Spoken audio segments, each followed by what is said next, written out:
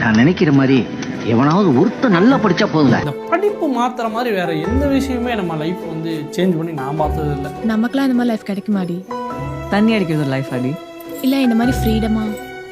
நல்லா படித்தா ஃப்ரீடம் எல்லாம் தானே வரும். Fiction, very very important.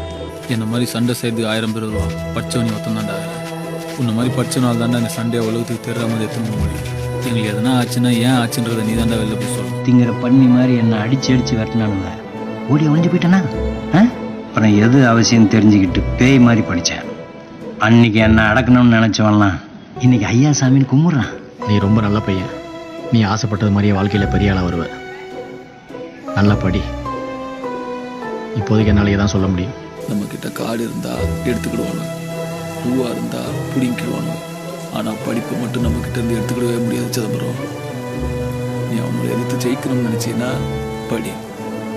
நல்ல